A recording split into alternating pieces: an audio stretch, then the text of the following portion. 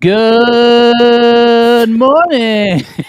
Hey, everybody, how are you doing? James, Mr. How Ellis, they how are can't you hear you doing? now. They can't hear us now. You've blown their eardrums out. I They're know, I completely know. fried. They're like, it's 9 o'clock in the morning. What the heck was that? I am good. How you doing? I am good. I'm good. It's 9 o'clock in the Midwest. It's 10 o'clock on the East Coast The best and coast. the Best Coast, and it is what 7 a.m. and on the West Coast. It is good to be here with you guys. Hey, why don't you do me a favor? Get into the chat because look, it's just James and I I this know. morning. I know. We need your Um, help. We need some interaction here. We need some interaction. This is a live show as always. I'm not AI. James is maybe potentially not AI. We don't talk about it. We don't talk about that's No, right. Well, no. look, we have a jam-packed episode today. We've got some great guests. We've got some good news, and we're excited to be here with you guys. So, as always, if you can get in the chat, say hi. We want to know who's out there. Feel free to comment, engage throughout the show. And if you're new to the HR Morning Show, this is the number one place for HR news, community. We bring on the HR leaders and we have the conversations so we can learn, you can learn, and we can bring you value. If you can, go to our LinkedIn page.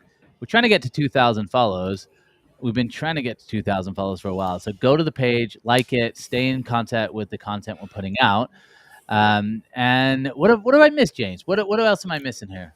I don't know. I think you covered all the bases. It's a podcast, it's a video. We need to get to 2,000 followers. This is a great way to start your day to kind of get things going. Ultimately, HR recruiting is a lot of day in, day out. Like you're putting out fires, you're doing crazy stuff. If this isn't the best place to go learn something in a very friendly, chill environment that doesn't require a 4-hour webinar, I can't think of a better place than this. So let's think about what do you want to learn? What do you want to do? Get in the chat, get in touch with us, and we'll see what we can do. I love it. And we also have episodes on YouTube. We got podcasts, so Spotify, iTunes. So go find us. And we got a whole network of shows as well. You can find us on Purple Acorn as well. So, guys, I'm excited to have our co-host here, James. For anyone who doesn't know James, why don't you give us a quick introduction? I know you were on last week, but there might have been people who missed. So why don't you give us a quick introduction? Who are you? What do Who you would do? miss? Who would miss? Who would skip out on a week? Now, I'm James Ellis. I do employer branding under the company name Employer Brand Labs. It's all about how do I bring employer brand to companies who thought they were too small, too boring, too well regulated to kind of use employer brand. So that's really what I do. You can learn more about me in Employer Brand Labs. Otherwise, I've been doing this work for 12 years now, written 4 books, 260 some episodes of podcasts, 400 videos. I talk a lot. I do a lot. I really care about employer brand because to me, employer brand is kind of the lever that makes recruiting better. It kind of gives it that oomph, that level up. Whereas recruiting by itself is hard work, and doing it by yourself is rough. Employer branding is the grease that makes the engine go a little smoother. So that's who I am and what I am all about. Oh, I'm based in Chicago, if that matters. So you're talking to two Midwesterns. We're like an hour and a half away from each other by car in different states. It's crazy. How this happened, I don't know. But there you go. I love it. Well, thanks for being on the show, James, and it's I'm good to thrilled. have you here. And guys, if you're out there and you're in HR and you want to be a guest, we're always looking for practitioners, people who are doing the work day in and day out. We'd love to have you on the show. So get a hold of us, and we'll make it happen. Why don't we move on to our headline for the day? I think this is a good one.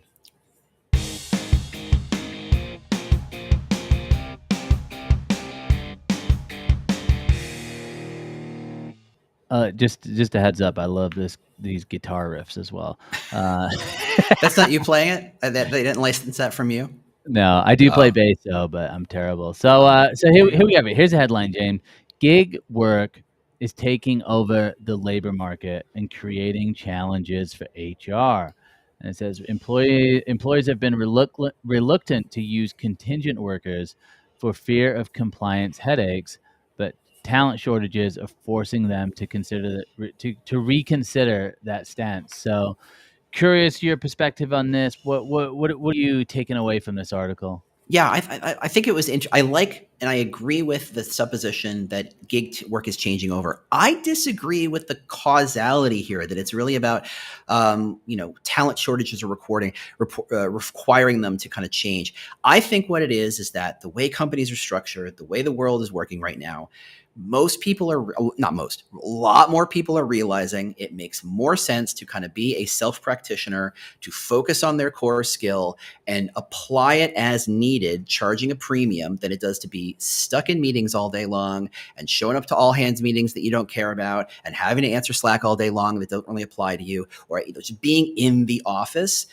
People are realizing there's a different way of doing that. And I think ultimately that is leading to more contract, more gig work, more as needed work. And it's about skill driven. And when people, individuals do that, what happens is they get to dive deeper into their own thing. If you are an HRBP in a company, you got 4,000 things to do. And there's a 4,000, and you grow, but you grow in haphazard ways. If you said, look, I'm going to focus on helping companies get through layoffs, and that's what I focus on, you can go deep. You can go really, really seriously good at that thing, and companies know to use you. Now, will every company need you? Hopefully not. Will companies potentially just use you once and never have to use you again?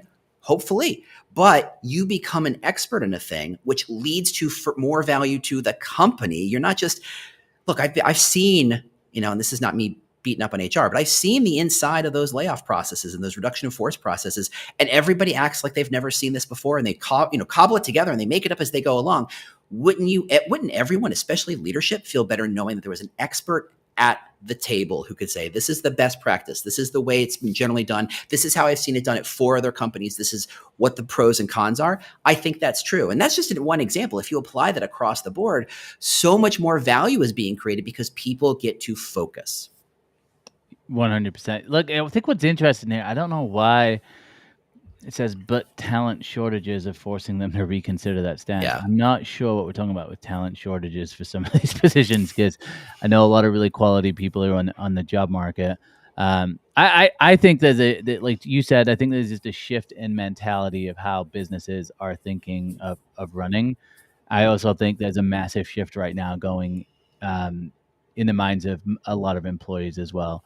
Like, I can tell you that I obviously get a lot of DMs, mainly from recruiters who are looking for work, Mm-hmm. and more recruiters are looking at going fractional, starting their own business. Yep. We see a lot of HR people, and I know plenty of HR people who have gone the fractional route. Mm-hmm. And so part of it just makes sense. So I think I I don't 100% know the compliance. I know we have some amazing compliance experts in our network, which I'd love to chat about and go, hey, what are some of the compliance issues that companies need to think about? Mm-hmm. But I think if you're in HR and you're thinking, okay, how do we build our team in this way? I think we're just going to continue to see more of this. And I think ultimately, like, employees as well. Um, I had talked to so many people who are just over layoffs. Now, granted, Yep. a lot of my network is recruiters as well, so Mm-hmm. it's like it's hard to find a recruiter that has not been laid off in the last 6 years, at least Mm-hmm. once.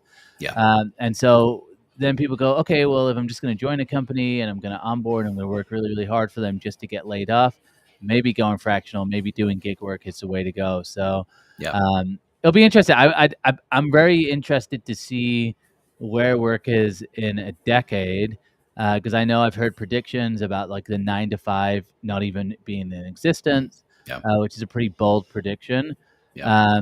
But I could definitely see it as like each person kind of has their own almost store where they've got like offerings and skills that they can bring, and then people are kind of like pitching against each other, and it becomes much more of a, hey, here are my skills, here's my prices, here's how you can work with me, Yeah. and people running their own businesses almost.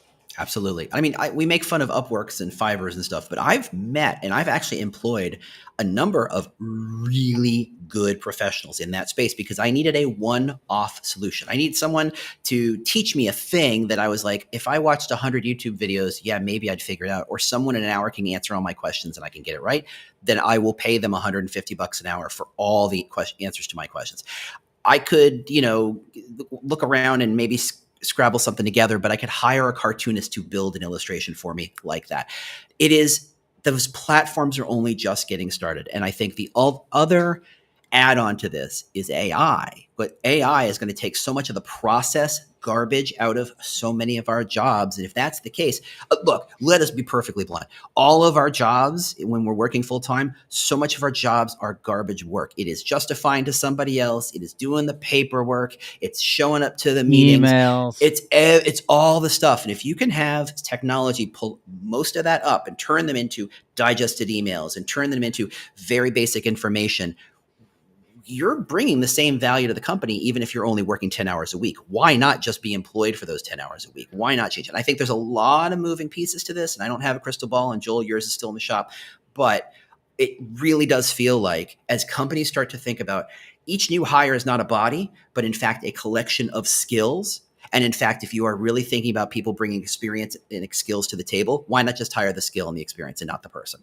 It seems like a natural step forward. And Steven out there is just commenting, this is becoming more of a trend in his field, which is accounting. Now it's all adding up. But he says, we just lost two watchers. That's right there. I'm watching the count.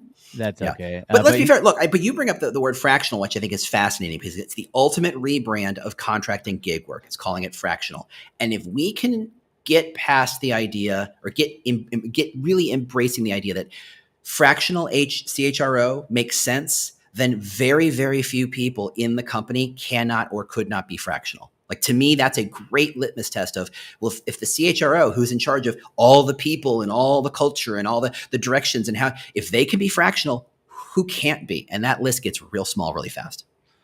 Yeah. No, it's going to be cool to see how these things develop. And I'm all about change, which I think we talk a lot about on this show. Let's take a look at what events we've got coming up. Let's bring on the event roundup.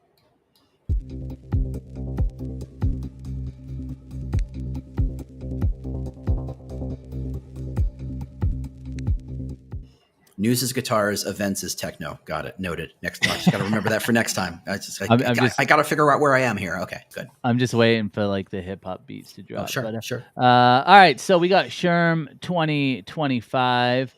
I mean, what do we need to know about this event, James? Well, that we're really hoping that Jason shows up this time. I mean, I'm not saying he's got a long and storied past of just not showing up and preferring to go to a basketball game other than some of the show. I may be just making that up in my head. You've got a memory like a goldfish. So. It's truly like, or like a goldfish in a scuba diving outfit, hoping for the best. Really taking the world by storm, one fin step forward at a time. Anyway, yeah, SHRM in San Diego in the summer because, sure, why not?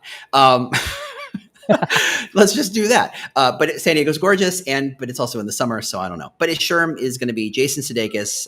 We're promised that he will actually show up this time, which might as well be the whole poster. We promise he's going to be here this time. It's awesome. I love it. It's pretty funny that he gets the second chance. And yeah.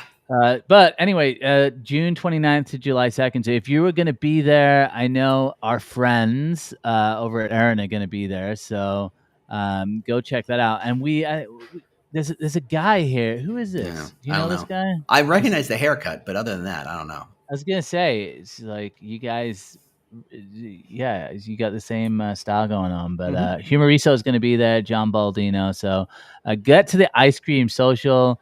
There's a really small QR code down there, and so the way that those work is you take a picture of it, and then a link comes up just in case. Oh, thank you. Yeah, I know. Gotcha. It took me a while to get that, but go check out the ice cream social that John's hosting, and if you're interested in connecting with John, let us know as well. Put a comment in the chat. We can get you set up.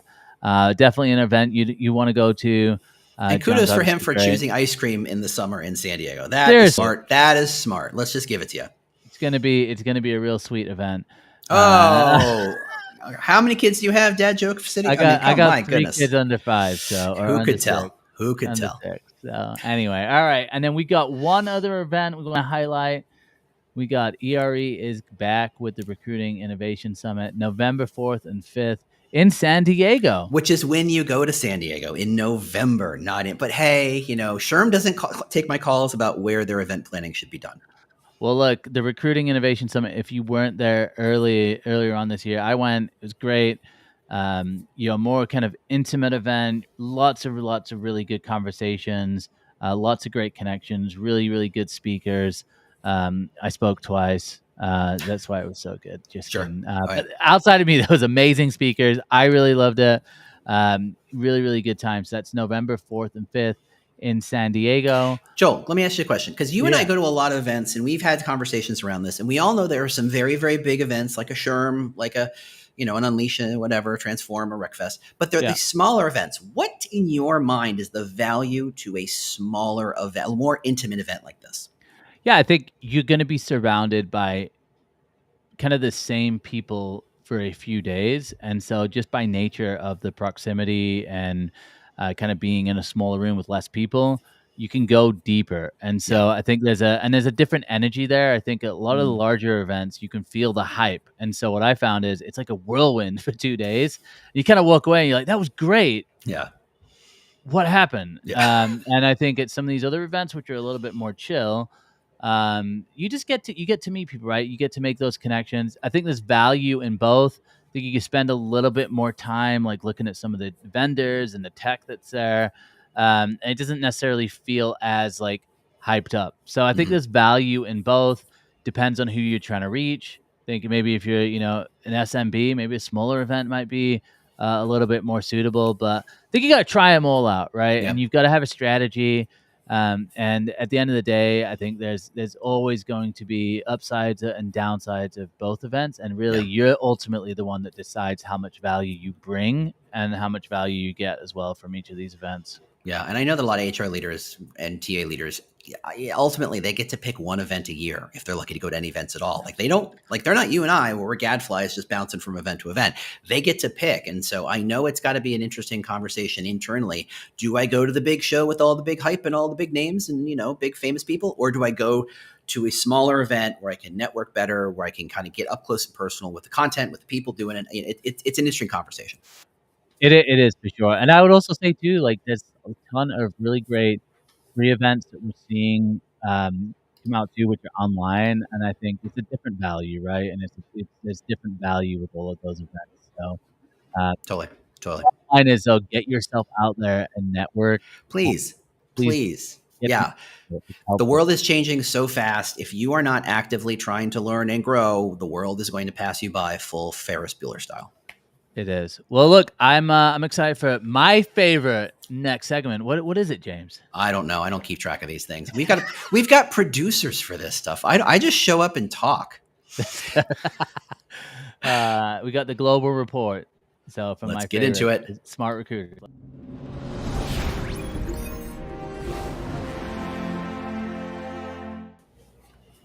Oh goodness. Now I know what I'm doing. Oh, this is touching. This is wonderful. Hey Lynn, how you doing?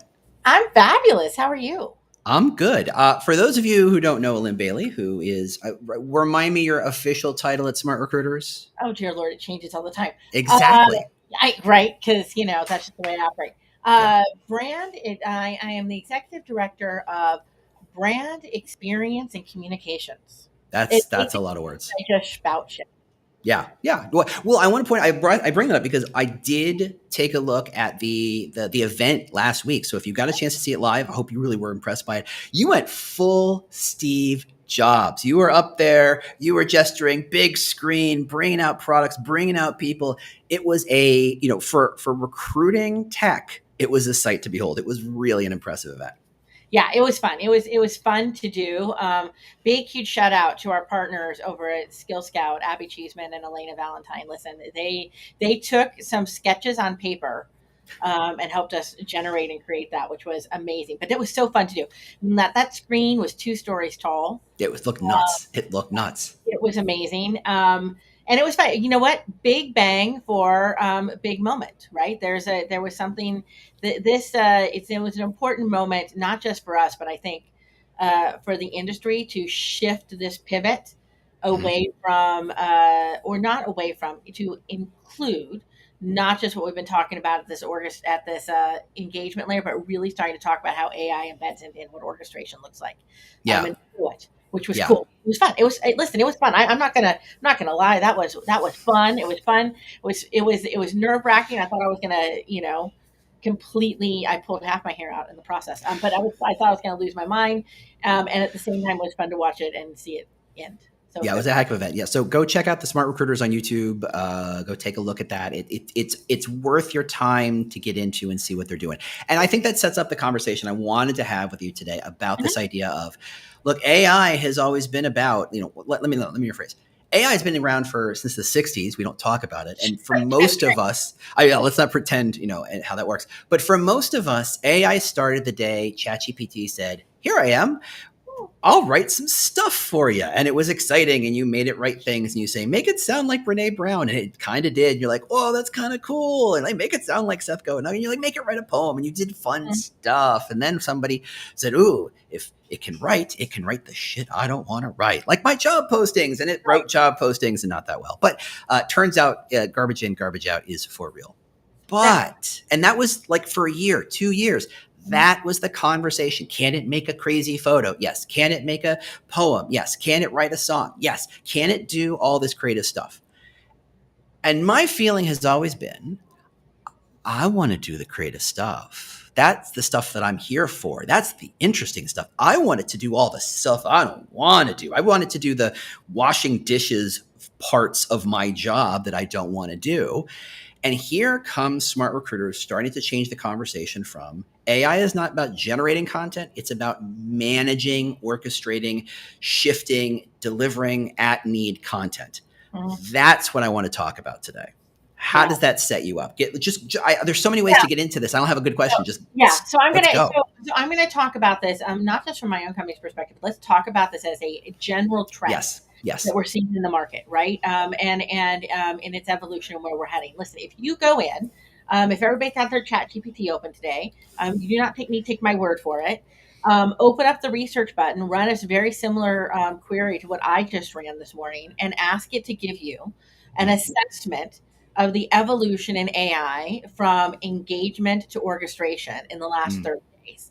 And here's what you're going to see in it. You're going to see a massive amount, not just of investment, but releases and product evolutions that have happened from everything from what Salesforce is doing to what Meta is doing to what we are seeing in terms of kind of core developer products that are happening in this space. And really, to break it down for people, it's not a shift. It is we are finally growing up moment. I would call it more of an evolution, right? That first layer of interaction, it's that comfort layer. We applied AI. This is when we used to have that conversation around sprinkling fairy dust on the top of it, right? Basically applied it from a conversational perspective. And we thought, what are our biggest problems, particularly in TAs where we use them? We said, let's use it to solve our biggest problems. The stuff that we're not good at, which transparently, by the way, is the stuff we probably should be good at, but we can have that conversation. That's a very separate conversation, very useful and valid conversation, but not right. But we can, we used it for, let's talk about it for gathering candidate insight, have interactions and conversations. Let's upgrade our chatbot so that they're built on LLMs versus, these hierarchical infrastructure workflows that we built. And so we did that, right? And we started to see that evolution happening. Everybody's like, oh, this is cool. We have this very lifelike interaction that's happening. Well, what was happening is developers in the background were actually starting to say, well, wait a minute. AI, and particularly even the elements of generative AI, which we often think about as the engagement elements, actually can support what we're calling orchestration, right? In TA words, that is solving problems like handoffs between stages that are happening in the back end, right? These are the stuff that should make your TA ops team be like slathering at the mouth, right? Routing candidates based on dynamic criteria automatically. Assigning recruiters or hiring managers intelligently, right? Saying, I should have these people in this interview because this is the type of topic, not just because so-and-so wanted to be there, right? Taking feedback from multiple different sources, because let's say you've got an assessment tool, you're doing an interview, you've got screening criteria, and combining all of that and providing evaluation across all of those simultaneously and providing assessment scoring, right? Deciding, and then the element of the next part of orchestration is deciding where that AI is going to actually operate, right? Is it going to operate differently for your team in Germany versus your team in the US? Who do you want to have seen this information? This is all the background stuff of orchestration, and that's where it's starting to get cool. Yeah. And we're seeing it happen at scale. And that brings up a thought I had, is that, we were talking earlier about gig work and contract work. And one of the things is my kind of back of the head held belief is that ultimately we are moving away from hiring bodies and more hiring these skills. But you just brought up something that made me kind of go head explode. And that is, what if you weren't hiring for that role and you can say, I need someone to help solve our customer service problems, and someone applies, the AI can, and I'm just making sure I'm hearing you correctly. Yeah. It reads that resume and goes, oh, this person has the kind of passion we're looking for, the kind of approach we're looking for. However, we haven't leveled them. So based on their resume, they should be at X level, which means they should talk to this recruiter, which means they should have this pipeline or this interview set, and they should. And it makes that process so that you are hiring people who serve in the customer service area, but not having to have the big conversations of, should they have 5 years of experience or 7 years experience? Should they be, what is the title? Let's bring in great people first and then figure out how to value them. And to me, that feels like putting the horse before the cart at last. How far off base am I? You are not off base at all. In fact, you are hitting on the thing that actually makes me most excited, which is, this is the thing, besides everything else we've talked about around the death of the resume and the ending of how we do assessments. And, again, if we can beat the drum some more on skills and capabilities, yeah, I get it, right? All that stuff, right? But it was never truly actionable at scale. This is where technology actually starts to help us do this. And this is when we say, right, the real mission is connecting people to work in relevant ways. This is how we start to get there. Now, amazing. And again, I think we can only get there because we're finally starting to get to the point where people are starting to realize that as a human being, I may not be the arbiter of all best decisions, right? Like, I could use technology for some decisions, and it's relative, and for me to do that. 100%. We now have people who are comfortable in trusting responses that they're getting back from AI. That's part of what, if you think about it, right? I don't know if it was meant to work this way or not, but it was kind of interesting that we started this whole AI journey with that conversational element, right? And with people going in and starting to get comfortable with it. I wrote something just the other day. I went this weekend to visit my father in down south here in Arizona a little bit. He's 80 some years old. And I've been talking to him about, AI forever because I can't stop talking about it. And he's like, guess what? It's like, I named my chat GPT Bob. And then he sat me in his office and showed me his morning routine of his interaction, right? This is an individual who is afraid to have a Facebook account because he doesn't want the government tracking him. And he is now, Bob is fully invested in his life. I'm like, let's not have a conversation about what's happening with your data there, right? But that's it's like easing us into that sense of trust and relationship. Okay, I can trust you to do this, so maybe I can trust you now to take on some of these other pieces. And the technology is starting to get there where it can. And I think we're going to move there together as an as a whole. It'll be interesting. Yeah, it will. And I think, you're setting up a larger shift inside of TA and HR, because once you're kind of solving for these technological challenges, the real fight begins, because it's where people go, whoa, whoa, whoa, you're making change. Whoa, whoa, whoa, that's whoa, whoa, whoa. And everybody's freaking out. And what about my job? And what about?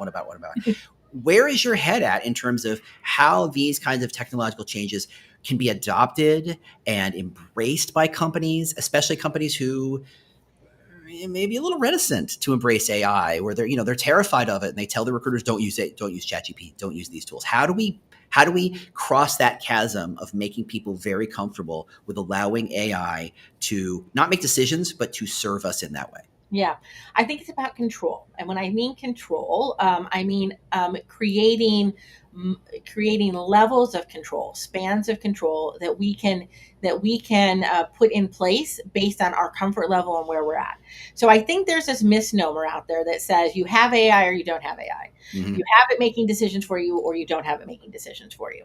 And I think we're now understanding that doesn't have to be the case. That you can actually create systems that allow you to make decisions about where your comfort level is. Like I was saying, listen, although we would love to think that everybody has the same set of guidelines and rules that they have to follow, not just at their company, but in their countries, right? Multinational companies. I'm thinking about my work with large multinationals in my life. Listen, one of the TA ops teams probably want to blow themselves apart when they start thinking about, oh my God, I got to worry about compliance rules for the work council in Germany, but also make sure that it works in Singapore. And then I've got to make sure that it can work in New York, which is also now different from Ohio. Right. Yep. So systems, which is crazy because the truth is, if you've built a system, you can install those rules that someone else has vetted and proven, and just go plug it in and say, "Great, now vet and confirm against that." You absolutely can. But even as you say that, that felt scary to people because they're like, "Oh, I have to go find the rule and I have to go take some code." They hear that and they think I have to take some code and I have to go apply it here, and it's going to take me a long time to configure my system to do this. We're doing, and I know we're not the only ones who are going to be doing it. More people are going to be going in and building things like AI control centers that are the next level of integration control. Yep. That's the thing that's going to make people feel comfortable. That's the thing, because it's going to make them feel. It not only make them feel, it's going to give them the ability to make choices. Yeah. It's just like when we're teenagers, right? And what really changes in our life is not that we're suddenly able to make decisions differently because, our brains, our frontal cortex is still evolved, et cetera. But suddenly we start to feel like we can because we are given more choices. I remember when I'll use my greatest analogy. Remember, my background is in, I used to be a infant brain psychologist, work with children and teaching teachers how to teach, right? And there's one thing I always taught them. With a toddler, never tell them what they can and can't do. Give them a choice, but give them a choice you're willing for them to live with. You're going to take a bath. You can have the red towel or the blue towel, right? Well, we're doing the same thing, I think, now in AI. We're saying, listen, you're going to have AI in your world. You can have it this way or you can have it this way, but which one are you going to pick? And I think that gives people a sense of autonomy, a sense of ability to navigate where they're going. And that's where we're headed. So for everybody's, great fun and enjoyment, go in today, go do your own little research, type it in there, and start asking the question, what's the difference between orchestration and engagement layers, and what's the trend in the world, and where are we headed? And your mind's going to be blown a little bit, and it's going to give you some ideas of what you could be doing as it's starting to come to you, because that's what people need to do, is start thinking proactively about how they're going to use it to solve their problems. And I want to say, look, first off, I love that you're setting them up to go learn on their own, because I think that encourages people to actually figure it out for themselves. I'm going to add a little fuel to the fire. This is not a change that's going to happen over the next 5 years. This is the change that's going to be happening over something closer to the next 5 months. This is something that is already happening in some places and is starting to propagate very quickly.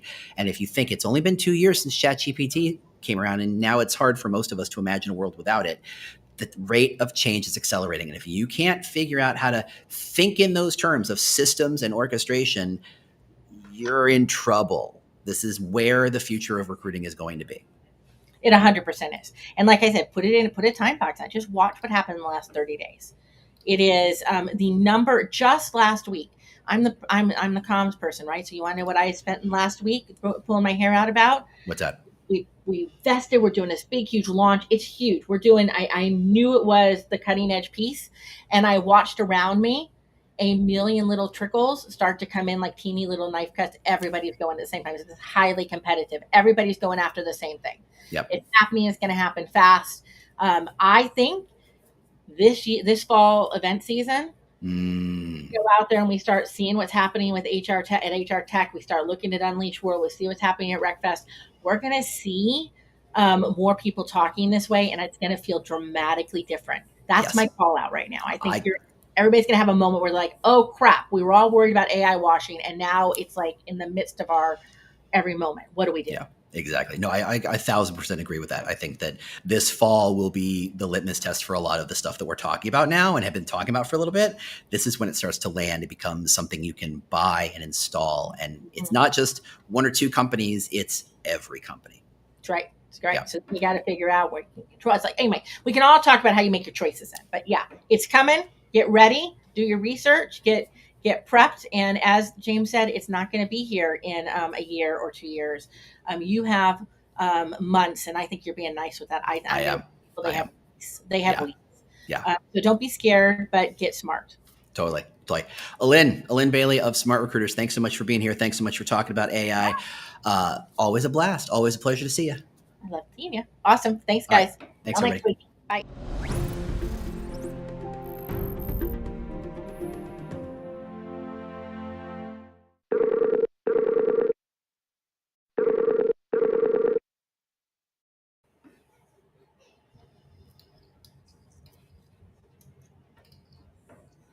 Yep.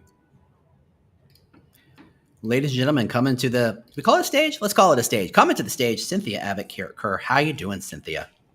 Good morning. Good to see you, James. Good to see you. Do me a favor, introduce yourself to everybody watching and listening so we can set up a really interesting conversation about AI.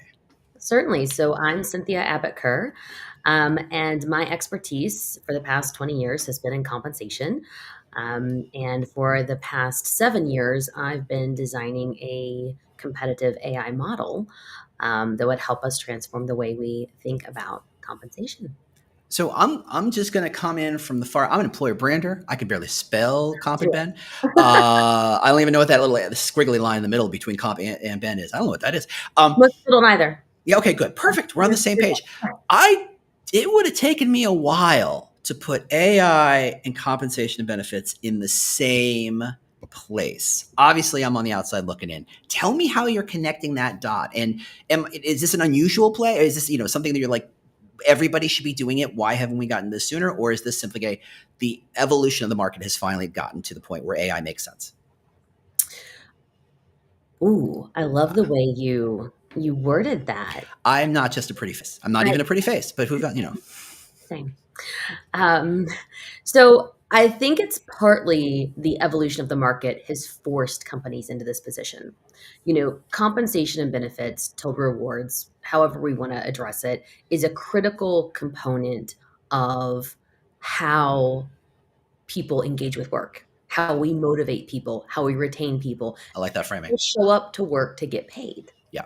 Right? You want to be paid and compensated for your labor. And for everyone who's listening or everyone who's watching, we're all working and trying to earn a wage for the people who rely on us. Mm-hmm. Right? So I hate it when founders or leaders say, I don't want people who are here for pay. Well, that's silly. We're all motivated by some type of reward, right? Yeah. So there's the component of the market saying, hey, we need to compensate people fairly. You've got legislation that's been passed talking about pay transparency in various cities and states in the US. And of course, you've got the EU Pay Directive, 1/1/2026. And then you have this technology element. And if you talk to any leader in any business, one of the main pain points has been, I don't know how all of this works. I don't know if I'm paying my people fairly.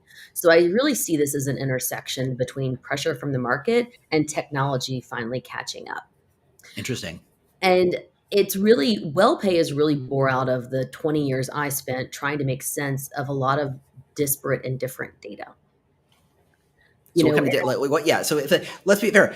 Sure. HR may not completely embrace comp and ben. You know it inside and out. What are the data pieces that go into the kinds of conversations, the kind of decision making that happens in quote unquote classical comp and ben, even before we get into AI? Yeah. So you've got your survey market data, right? Which is going to come to you in, let's say, format A. Mm-hmm. You've then got your internal employee data, which is going to come to you in, let's say, format B. Okay. You've then got your methods of communicating in any company, let's say, is format C. Then possibly there's another system that I need to utilize to make any of these decisions in. Let's say that's format D. Okay. So far in this conversation, we've talked about 4 different data sets and 4 different formats. Now, that's going to be very difficult given the agility of businesses. That's going to be very cumbersome when leaders need to make changes. So how do you make all of that make sense? Well, you're going to need technology to do that.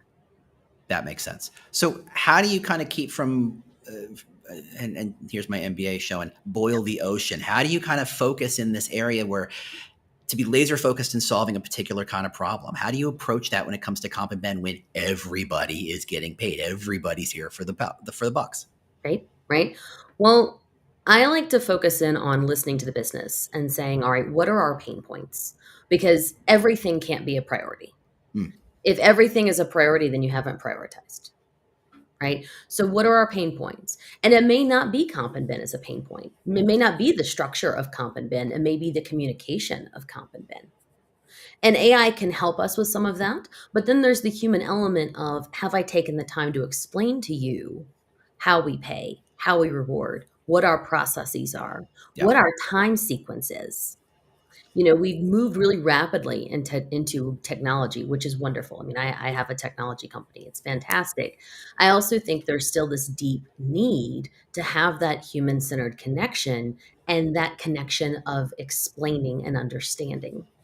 So I think it's a combination of the physical information is very distorted, right? As a rewards professional, I'm over here trying to make sense of the star pattern, right? And I'm trying to translate it from what's in the sky and bring it into, your boardroom, your conference room, so that you as a leader can make sense of what you need, right? And it has to be agile enough to move back into the stars or move back to the conference room and back and forth and back and forth. But the other layer of it is, are you communicating, one, what you've decided to do, and two, ensuring that people understand that? And I think sometimes when we're the experts in the space, we can think everyone understands from our lens, or that everyone has the same kind of refresh in this that we do. And that's not always the case. Always. It's almost never the case.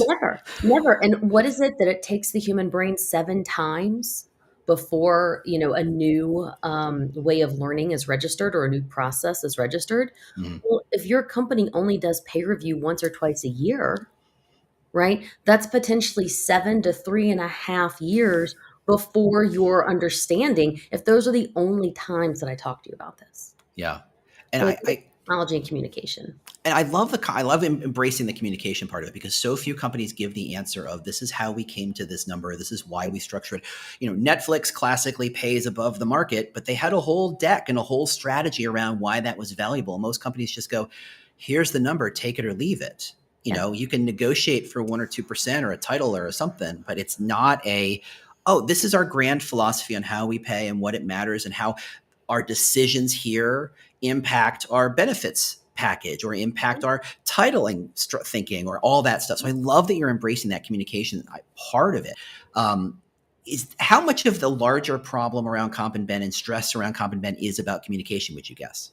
I would think it's more than 50%, because there's also this fear, I think, that as we communicate, we're not going to be able to pull anything back.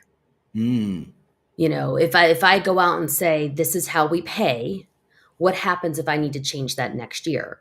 And the conversations I have with CEOs and CHROs is, we reserve the right to be flexible. This is all market dependent. Yeah. Right? We don't know what next year is going to look like or the year after. Let's communicate from where we are now. Let's communicate the decisions that we've made. Let's talk about the reference point that we've used. Because as a colleague of mine a few years ago when I was at Saks Fifth Avenue said, if you don't tell people information, they'll make up their own story. Absolutely. And there's no benefit to that. Yeah. Because then that person isn't spending time focused on making your business better. They're focused on trying to either unravel pieces of what you said or, so let's not go on the wild goose chase. And let's also accept the fact that not everybody's going to be happy. Yeah. That's totally. part of it. So let's talk about how WellPay kind of impacts or inserts into this larger process. Thank you for kind of giving me the bigger picture of how comp and ben thinks. The handful of comp and ben people I've met are very, very smart, but I also know it's a very specialized role and it's very hard to express it out to a larger world. So where does WellPay fit into into this bigger idea? Yeah, so WellPay is really built to be that center partner. WellPay can absorb your data in any format. So when you say to me, I've got job descriptions in PDF and I've got some strange Excel files and what do I do? How do I make it work? I say, that's fine. Give me all of your information. My patented AI is going to come back with mapping, alignment, and recommendations. Now, it's a highly collaborative process. So you're going to work with me to say, I like this, I don't like that, this needs to tweak over here, as it should be, as it is in any process. But really where WellPay comes in is we can do this work in a matter of weeks versus months. Because you really don't have months. By the time your, let's say, leadership team or your CEO is bought into the fact that, we need to do something. We need to have an expert either help us think through this or maybe redesign a strategy. You've maybe got 30 days on top of every other deliverable you have. And this work that I'm talking about tends to take teams 6 months to a year because it takes so long to organize information, have all of the critical leadership conversations. If I can come to you and say, all right, James, here's all of the information leveled and aligned for you to go meet with your chief marketing officer. Get their feedback. Are we interpreting these jobs correctly? Yes, or this needs to move over here. Imagine how fast you can move and how much you can strengthen that relationship. And then it's not a case of hurry up and wait. I'll come back to you in 6 months to have this conversation. And oh, by the way, as the CMO, maybe your strategy's changed from the time we last spoke to 6 months from now. So now I'm chasing some alignment in a spreadsheet. So WellPay comes in as really your centralized data partner, saying we can absorb all of your information. I can analyze it, I can model it, and I can refit it back to where you need it to go. I have a client that has 5 different HRIS systems, one for each country location. That's not a problem. No, it's a lot of problems. It's just not a problem for you. Right. It's a big lift on their teams. And that was part of their strain for why they didn't have a global compensation strategy, because they had 5 different systems. So how do you make something like that talk and work in a way that, you can import information back in that makes sense, and you can export information out that your business can use to make decisions? So if I'm getting this halfway right, and let's not expect too much from me. If we're getting this halfway right, what you're saying is you're collecting and providing the data necessary to make the decisions, but you're not making the decisions. And then once the decision is made by the company, it's communicating that out so that the company still gets to decide, we want to pay below market because X, Y, and Z, or we want to pay above market, or we want to, that there is a strategy part that is being enabled by the AI. How close am I? Correct. 100%. 100%. Okay. AI enables the strategy. Ultimately, the client, the business, has to make the decision around what they want that strategy to be. Got it. And what kind of companies does this make sense for? Are we talking about Bank of America who have a team of 27 comp and ben professionals who want to boost? Or are we talking about companies, 1,000 people who would go, we don't even have a comp and ben person? WellPay is extremely flexible. So where we play best is going to be in your 500 person all the way up to your Bank of America multinational, because of the way we can interpret and absorb data. The more data points, the better. And it really is fit for either, to your point, a very large compensation team that needs a lift, or a people team that needs a comp expert and technology to walk along beside them. Great. That makes total sense. Even though I'm never going to buy this product, I get it, which is value in itself. Cynthia, thanks so much for being here. For anybody who wants to get in touch with you or learn more, what is the best way to get in touch with you? Certainly. Feel free to send me a note on LinkedIn. I'm Cynthia Abbott-Kerr on LinkedIn. If you'd like to send me an email, I'm cynthia@wellpay.ai. Perfect. Thank you, Cynthia, for being here. We appreciate it. It was a great conversation, and I learned a lot, and I imagine everybody else did too. Thank you. Thank you for having me. All right. I want to give a special shout out to the one, the only Erin. If you don't know Erin, you are not doing employee referrals right. They are the #1 employee referral platform in the world. Last year, they did 1 million referrals. And let me tell you, these are not referrals in easy to fill positions. We're talking about nursing, healthcare, manufacturing. Look, there's no secret. Not everybody's on LinkedIn. It's really, really hard to find people. There are true talent shortages in many spaces. So leverage your employees, understand how to get your employees to help you recruit. I've said it time and time again. If your employees are not referring people into the organization, you have to question how good of an organization you are. Just kidding. But in reality, you want to make it easy for people to do employee referrals. So check out Erin. If you haven't, if you're not familiar with Erin, go check them out. They're doing great work, working with amazing organizations, and just helping companies figure out the best way to incentivize, to keep track, and really, really amp up their employee referral program. So go to erinapp.com. You can see how excited Evan White is about Erin. So Evan at Erin White, but there's also red shoes in there as well. Okay, I'm doing some inside jokes, but if you want to get some red shoes, and look, I'm not gonna show you my red shoes because that would be weird, but actually I am. Look, if you want to get a pair of these, and you want to be part of the Red Shoe crew at all the conferences, it's like we're a special collective of people. You can get your own red shoes at aaronapp.com/red shoes. You can also get a Slosh t-shirt as well. We got lots of amazing swag. And let me tell you, when you wear Slosh shirts around town, lots of people love them. So go to aaronapp.com, check them out. And we want to give a special shout out again to Aaron App for sponsoring the show for almost a year now. So we love you guys. And a big shout out to Mike Staffy over there. I think we got someone else calling in. Might be wrong.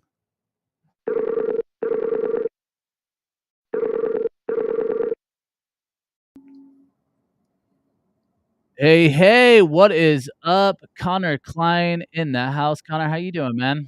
What's going on, Joel? It's great to see you again. I'm it's really good to see you again as well. I'm slightly disappointed you're not wearing a suit because I was promised a suit from your LinkedIn profile, but you decided to go the branded option. So yeah, the second show, I'm all in on the suit. I'll wear a different color one every time for you too. I love it, man. Well, it was amazing to meet you at the ERE Recruiting Innovation Summit. I can tell you, Connor is just an amazing guy. Lots of great energy there. But for anyone who hasn't met you or doesn't even know who you are, why don't you give us a quick introduction? Who are you? What do you do? Who do you do it for? Yeah, I'm Connor Klein. I'm the head of revenue at pin.com.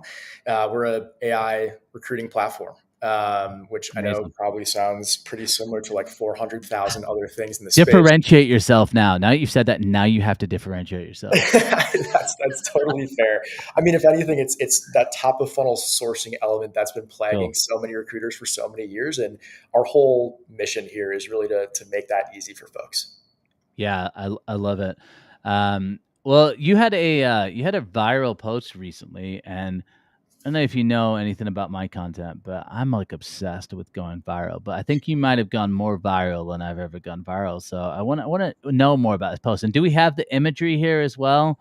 Production team, can we show this? Okay, so walk me through. What are we looking at here? Yeah, this is just another day in the life at Pin, or I guess a week in the life. Yeah, so it's funny. I mean, this, just to be honest here, this looks like a nightmare. So is this your life? It is, yeah. And I mean, for a lot of folks, to be fair, that is a total nightmare. I think what's interesting is the reason I posted this in the first place was really to ask more of the question of like, why is ghosting meetings now just becoming the norm? And with a calendar like that, you could imagine there's probably a handful of folks that book some time and don't show up. But I think I had just had like 2 or 3 people in a row come through the door and just never pop onto the meeting. And I was like, yeah, it just seems like kind of bad form, at the very least, like somewhat rude. So I made a post about it, and it became kind of a point of contention for a lot of people, and not only the recruiting space, but definitely the B2B sales space as well. How many views did your post get? I think it was a bit over 250,000. Wow. Okay. Which, I mean, I don't know. I'm not like a guy that posts on LinkedIn very often. And so like, what's wrong with guys that post on LinkedIn very often? Well, I mean, not a whole lot, except for, here we go. But because you get called out for it now, I had to answer like 400,000 messages about it. But no, I mean, it was fine. It was really interesting though to hear some of the perspectives. But yeah, I mean, look, we're really lucky to be in the position we're in, where my calendar even gets to look like that. Yeah. I see there's a couple people here who are highlighted in white as well. Did you tag them? And you're like, why are you declining these meetings that you set? I mean, those are the good guys. So those are the ones tell you. Yeah. Those are the people that gave me a heads up ahead of time. We're like, hey, by the way, let's maybe shift our time around. And, by all means, I'm more than happy to go take a bathroom break at some point in the day. So I have thought about this a lot, because obviously being a recruiter, in case any of you guys don't know, I'm a recruiter. And one of the big complaints of recruiters is it's ghosting. And what I find really interesting is I've had multiple sales positions, and man, people ghost salespeople like crazy. And it gets weird. Like, you'll meet with people and they're really excited about what you're doing, and then on the follow-up with them, they'll just ghost you. And so I always just thought it was always funny when people are like, yeah, just recruiters ghost people. And I'm like, I don't know if ghosting is exclusively recruiters. I feel like it happens a lot. What do you think what do you think the root issue is because of this? Because like you said, I mean, just got to send someone a text like, "Hey, you're not going to be at the meeting." Like, why do you think this is such a prevalent thing in our society? I mean, we see it span across like it's not just business, but like I don't know, ghosting and dating happens now, right? Like people talk about that all the time. I think it's just the fact that we're in a digital age now, right? Like courtesy is a lot harder for a lot of people than it used to be, right? Because historically, it's like sure you have to like hop on the phone instead of shoot a text out and say, hey, I had a really great time with you, or I really liked your product, but like this isn't for me, whether that's for Yeah. dating or for buying something, right? And now it's just so much all the time that I think people kind of feel like they can hide anonymity. Wow. Because there's so much going on and schedules get so tight. There's so many conversations happening. They're like, you know what? They're probably fine. They don't need to hear back from me. And, they can kind of just rest on that a bit. As a salesperson, obviously, like you're head of revenue, right? Like, Yeah. how do you deal with that? Like, or how do you, like, because obviously it is frustrating when that happens. So like, how do you kind of deal with that yourself? And like, how do you keep your mindset so you don't just get frustrated at people?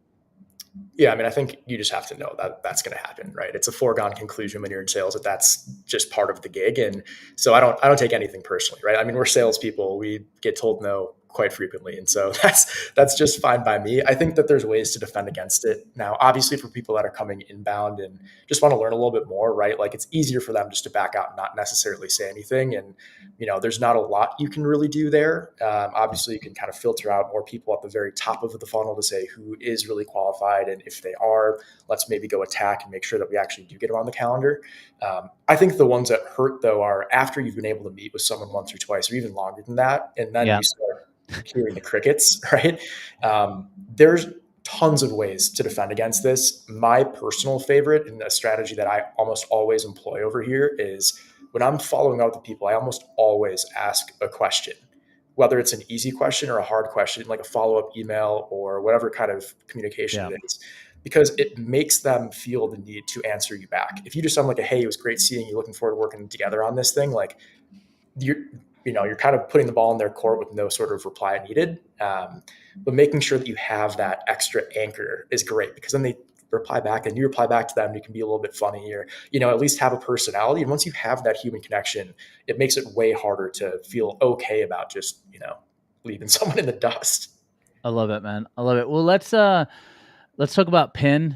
You can go to pin.com, find out more about Pin and connect with yourself. But would love to know, like, I know we talked about like the top of funnel sourcing.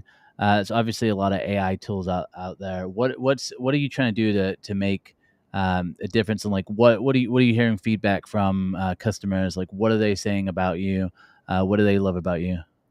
Yeah, I mean, look, we're really lucky to be in the space that we're in, right? Like for my calendar to look like that, that's no accident. But it also is just a matter of the fact that our team has really built something incredible here. There's a thirst for new sourcing technology because for over a decade now, we've all been kind of at the mercy of they who shall not be named on this podcast, right? And that's the place you go to look up lists of people and to find them and put them in projects and start. Reddit? Are we talking about Reddit? Yeah, I think we're talking about the same thing, right? You guys all know who I'm talking about. And look, it's a great platform, but it's a bit of a monopoly, right? And so I think like you had 10 years ago, there's a bunch of really fun platforms that came out and did such an amazing job. You had, the Easies and the Top Funnels and the Seekouts, right? All kind of doing their thing to be a secondary option. Right. And, now that we're here in this day and age, we've got the immersion of AI, right? And it's been cool, right? I think a lot of platforms are doing it the easy way, which is taking a little bit of, chat GPT and sprinkling it over a keyword database. I think the real moat for Pin, as we like to say, is twofold. One, it's the fact that we've got an insanely vast database, but two, we've just built our own AI models over here. So we're not relying on these third parties to go through and hope that they give us enough tokens or enough speed in order to do these calculations. Everything's internal, which costs us millions and millions of dollars to build and a lot of blood, sweat, and tears. But I think that's really the kind of benefit of using a platform like what we have over here. I love it, man. I love it. So where can people find out about you? Where can people connect if they want to learn more? I mean, it sounds like there's some competition to get on your calendar, but where's the best place to connect with you? Yeah, best place to do that is just pin.com. It's an easy one. It was I pretty. thought you were going to say something else, but pin.com is the best place. Yeah, no, pretty expensive domain. So we want to make sure we use it as much as we can on that front. I love that. And what events are you going to be going to coming up? So if anyone's going to these events, they can just meet you, and definitely recommend meeting Connor and saying hi to him anyway, because like I said, just a great guy in general. So where can people find you? Where are you going to be out and about in the next few months? We are going to be at RecFest, which will be a blast. Our CEO, Steve Liu, is going to be speaking there. Amazing. We're going to have a good crew for that one. We're also most likely going to be visiting the folks over at Pinnacle again. A lot of great friends in the Pinnacle Society. And then beyond that, actually, Benjamin Men has got an AI summit coming up here in September. He has phenomenal content all over the place. I'm sure you guys have heard the Elite Recruiter podcast. Never heard of it, but yeah, right.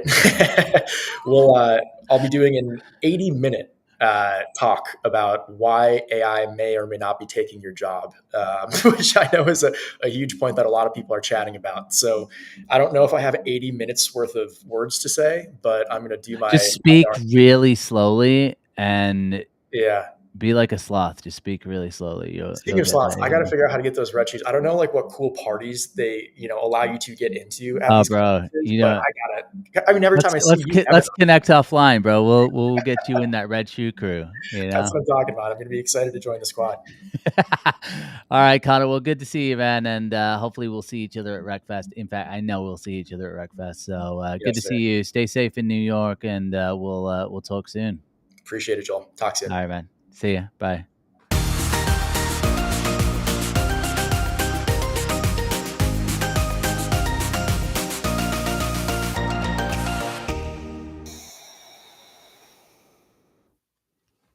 Good morning, beautiful HR people. Last year on the show around this time, I warned that the Monster Career Builder merger would fail.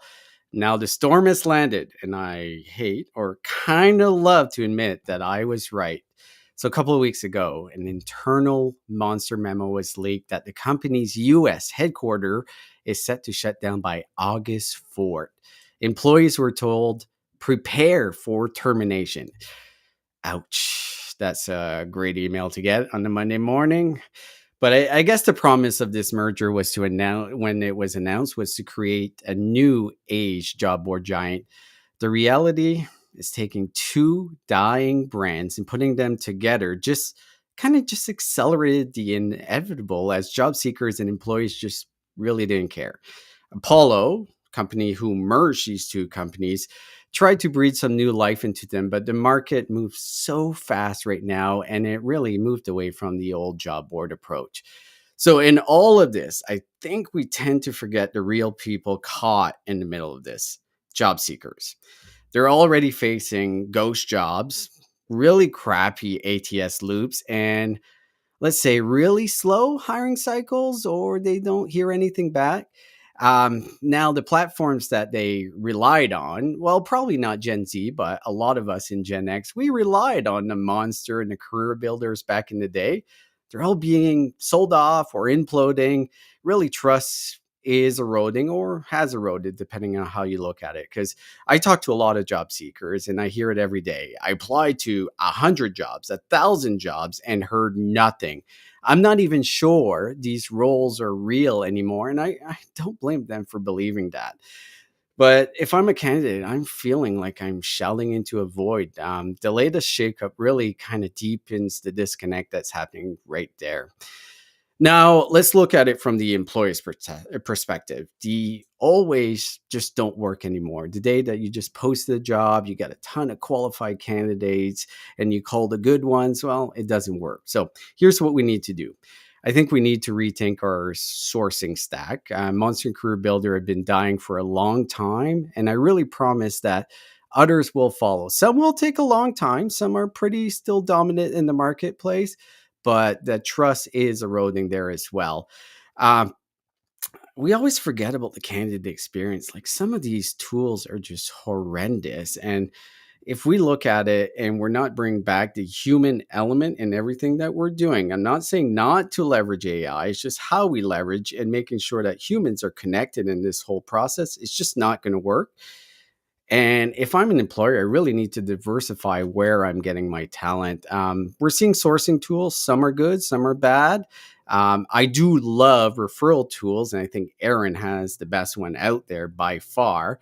But also leveraging communities, leveraging niche networks are definitely the place that people are looking and finding jobs right now.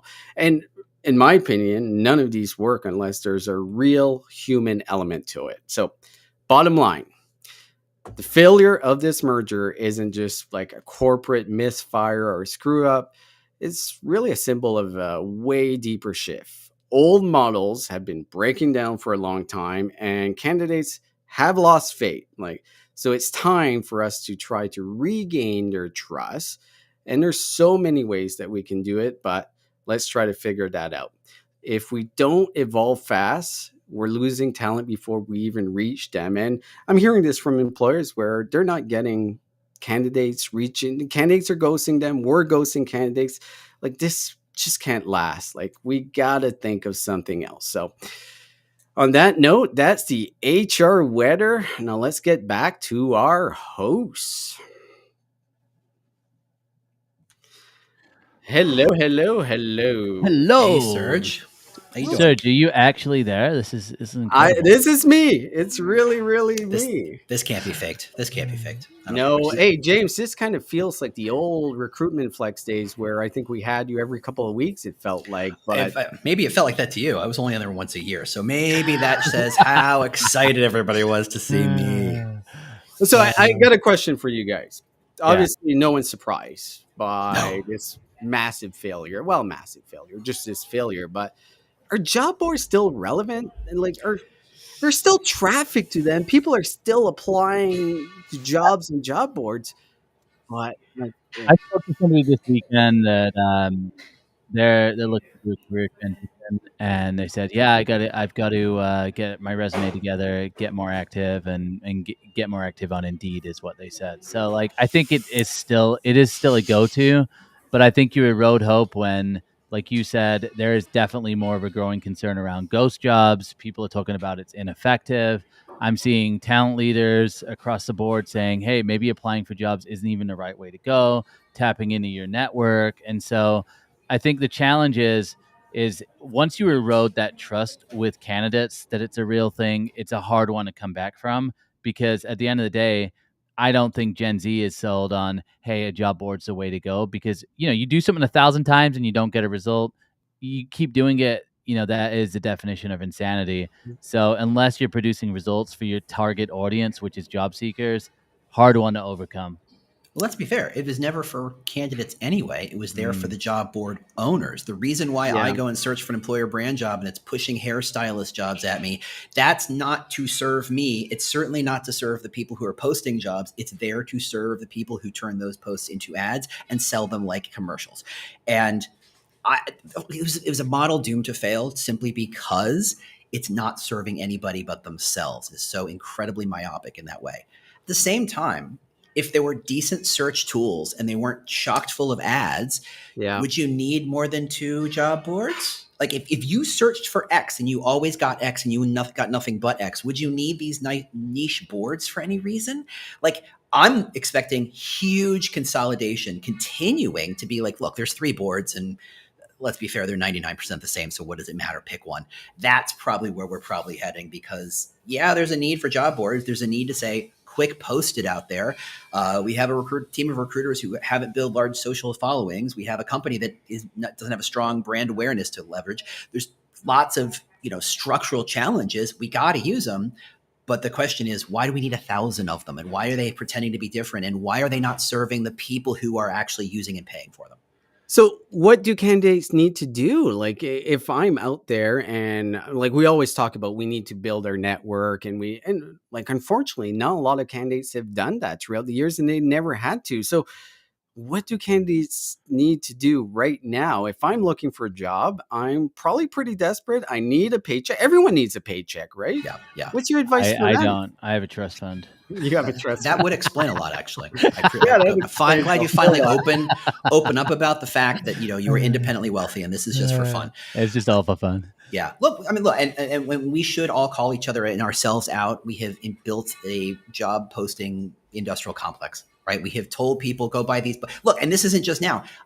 Anybody else remember buying What Color's My Parachute, or like the books like that with like my favorite was always the one page of power words that you had to put on your resume. Like you were the one who invented power words and only you had this magical secret and it wasn't something every single person did. We give this advice to these poor candidates who don't know better because they look for a job once every blue moon. Yes. And they say, well, you're the experts, tell us what to do. And really, many of us are just giving them bad advice because we're either only looking through the world in our model, or, we don't have a bigger sense of what it is. Do job boards work? Absolutely. I got my last full-time in-house job from a cold job board. At my level, at my industry, that is a rare thing. So rare. So it works. And I was just as stunned as you were. I mean, it's there. The thing is that we are not teaching candidates how to be good candidates, how to stand out. We're teaching them how to look like everybody else, have the exact same resumes, how to do the same stuff everybody else does. And Adam is right. He's actually Joel's accountant. Everybody's supposed to look the same, and people complain. I sent 1,000 resumes and I didn't get the job because you look like 1,000 other resumes and you haven't figured out how to turn your volume up on your value. And in HR, in recruiting, the conversation around value is don't ever talk about it. It's the don't ever speak of it, because we don't talk about the value we offer, and we don't want candidates to talk about the value they bring to the table, because we want to keep everybody even and keep everybody flat. And it makes me crazy. And my headphones are fantastic and I love them and I will highly make recommendations about them. But yes, they do make my head look like some sort of cross. Like it looks great. You look great as always. Yeah. So Joel, I was going to say, I think part of the challenge is it's like understanding the value of what companies actually valuing has shifted. And there's been a big shift in business mentality, and we're continuing to see it. Like, one of my really good friends, Marcus, sorry if you don't follow him, EQ.app, he writes a newsletter every week, and he's talking about this corporate restructuring. And essentially what it's really looking at, how do we erode middle management down and start to consolidate some of these massive entities, and obviously then start to leverage technology to augment, to kind of what James was saying. Like when you look at corporate jobs, 90% of the job has just become kind of erroneous work that doesn't result in anything. And so there's been a big mindset shift. And I've noticed in talking with candidates, one of the biggest challenges is saying, what value have you actually brought? Like, what value are you bringing? And if you ask people that, particularly at larger companies, it becomes harder and harder to answer, because typically they're working on cross-functional teams and they're working on a lot of various projects. So it becomes really difficult to know impact and value. And unfortunately, companies want to know what's the impact and value. If we bring you on, what's the ROI? So I think it's understanding that there's been a big shift in how companies are hiring. Headcount doesn't matter anymore. They're not worried about headcount. When's the last time you heard about a company looking at headcount to IPO? It just isn't the philosophy anymore. The philosophy is, how much money are we making? What's the ROI? Are we profitable? And how are you going to help us get there? And unfortunately, because that hasn't been the model over the last 10 to 15 years, people aren't prepared. And so writing a resume becomes difficult, because if you're used to keywords, tasks, and responsibilities, and suddenly it goes to what's the impact, how much money have you generated, how much money have you saved, how much time have you saved, it gets very hard to do. And the problem is when I ask people, well, what are the KPIs you had? Most people are telling me, well, I don't have KPIs. Well, how are you getting evaluated whether or not you're performing? I don't know. I just meet with my manager once a quarter and they give me a high five. So bad management trickles down. It's very difficult for people to navigate that. And then I talked to someone yesterday on my podcast, said, how many applicants did you get for your last position? Granted, it's a remote company. She said 1,000. So, okay, well, how many of those people qualified? She said 100. So I said, okay, so literally you're telling me you have a 1% chance, even if you're a qualified candidate. So it's not saying it doesn't work. It's just very rare that it works. It's like saying the lottery doesn't work. The lottery works, but it works for one person and they're rich. You don't go, oh, no one's ever won the lottery. Of course people will win the lottery. Are you banking on winning the lottery? Probably not. Might as well count that for applying to jobs right now. Yeah, It's pretty sad when you think about we're comparing winning the lottery to getting a job. And that's what the feeling is out there for job seekers right now. Yeah, and people will get frustrated. And I think to James's point, like one of the things that has frustrated me about a lot of the job boards is the way that they go to market with their marketing strategy. You'll have these like emotional stories of people getting jobs and all this other stuff, and it's like it's just not like that. And so if you're painting a picture on a Super Bowl commercial of somebody like emotionally like getting the notification they got the job, and they're like, oh yeah, I'm gonna apply to the job. I applied to 10,000 jobs and didn't hear anything back. Unfortunately, you're then creating a lot of disappointment. And the way that you make money is from clicks from people, clicking on the jobs. You're selling ads to companies, but it's like the people you should care about most are the candidates. And unfortunately, it's tough. And James said it last week. I think it was you, James. You were wearing, maybe it was you, Serge. You're wearing like the Indeed shirt, and people used to come up and celebrate.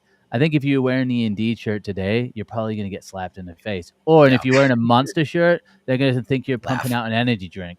Yeah. That's what everyone thinks. Well, exactly. I help people get job. I was really proud of wearing that shirt and I believed in it, but I was in that corporate Kool-Aid like you wouldn't believe. But it kind of, what you're saying, Joel, goes to a book that was written around, I think 10 years ago called Bullshit Jobs, that basically the whole theory behind it was 80% of jobs are not relevant. And I think we're seeing that picture happen today, that those jobs just don't exist anymore. And such a good point, because companies used to focus before they went to IPO or mergers and acquisition. They were like, we have 10,000 headcount. We have 20. We've grown by this much. I think the opposite is the truth now. I can't remember the last time I talked to a recruiting leader on like a job intake, or any kind of conversation on my podcast where people have said, yeah, we're looking at 10x this year. Like literally every conversation, probably for like a 2-year span was, yeah, we're looking at 2x, 3x, 10x. I can't remember the last time someone said they're looking at X anything. Yeah. And correct me if I'm wrong. Like if you know somebody right now that is going, hey, we're 10xing outside of Grant Cardone. If you know someone else who's claiming that, please bring them onto the show, because I would love to know. Probably some AI companies out there, maybe like one AI company I can think of, but that's not the mentality. That's not what people are saying. It's brutal. But that's because companies are starting to realize there's no value in numbers of candidates or hires. There's value in quality of hires. And sadly, recruiting is the last team to have been able to get that message and embrace it. And I get that it's insanely hard to measure the value of a hire or the quality of a hire, but that is our holy grail. That is what we should be focused on. Because if you say you have 5,000 people working for you, or someone else says I have 3 Johnny Ives working for you, guess where my investment dollar's gonna go? It's not to the number of bodies you manage to stick into a job or a Zoom meeting. It's to the quality of the people you hire. And I'd say to candidates who are frustrated by job boards, I hear you. Here is the number one piece of advice anybody can give you. Go Google your job title with the word resume on it and go see 10,000 resumes with the same title you're looking for, and tell me how yours is specifically and obviously better than anybody else there. And until you can do that, you are looking and sounding like everybody else, and it will remain a lottery game. Amen. It's tough. By the way, I love, the Job Seeker crew. I love you guys. Recruiter crew. I love you guys. And it's just tough, guys. We also have to recognize, like, sometimes it's like it genuinely isn't just your problem. Like there's an issue here in the market as well, and I recognize the fact that even with these layoffs we're talking about, it's really tough, and I have a lot of empathy for it as well. So for my monster and career builder friends, I feel really bad. I hope you land on your feet. I know you will. So we got to take in context. These are real people with real jobs at companies that they put everything in. So on that note, that's the weather, guys. A shout out to Adam Paz, by the way. We love you when you troll us as well. Yes. You're a legend. I miss you. Hopefully we're going to see you soon. And man, just definitely miss him. Great dude. At Humoriso, we're not just another HR consultancy. We're a team of dedicated experts wanting to bring your business forward. Our Humoriso Technology Solutions, HTS, are a different kind of HR tech. give real-time insights without overwhelming managers with too much data. So whether you're a growing startup, an established company, our human resources outsource support, payroll management are all there to help drive your business forward. So check us out and see what Humoriso could do for you today.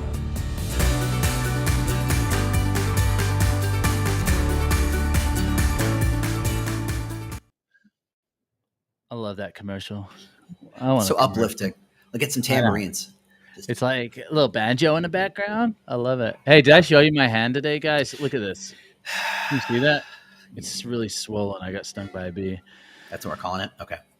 That's what we're calling it. So anyway, James, we made it to the end of the episode. I just want to thank everybody who has made it here with us. We've had some great engagement in the comments. Alan, Adam, who was commenting earlier. Brian Fink. Brian, the Fink Steven. in the house. Steven. Guys, look, we go live every single week. If you are an HR practitioner, you're a vendor, you're anybody who is in the space, we want to hear from you. Get a hold of us. As a reminder, go to LinkedIn, follow our page. We're pumping out content. They're trying to keep up with me, which is awesome. But let's get that follower count to 2,000. If you see us out, you want to be a part of the Red Shoe crew, you know what to do. Go to our sponsors, Aaron.app/Red Shoes. They are the best sponsor. It's a crew that's growing. We're proud to be a part of that crew. And James, want to thank you, man, for just being here again 2 weeks in a row. Maybe we'll make it a three-peat. Who knows? We'll see. But appreciate you, man. Where are you going to be going this month? Where do people see you in real life coming this up? month? It's like summer is quiet. Summer is right, let's be fair. I'm Chicago. You're outside of Milwaukee, so it's just hot. Wisconsin, summer. it's okay sticky. to say Wisconsin. I don't want to say it out loud. I mean, I worked for the Badgers for a while, so I have love. No, I honestly, my next out in the world event is RecFest. I'm looking forward to that, but that's the only thing I got on my calendar.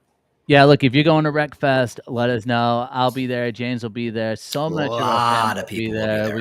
We're gonna start having a ton of guests on as well who are going to be at RecFest. That is going to be an event. I love the vibes. I love the feel. I love the bigger than last year. I love Nashville. It's like Nashville is just it's a great place. So appreciate all of you guys.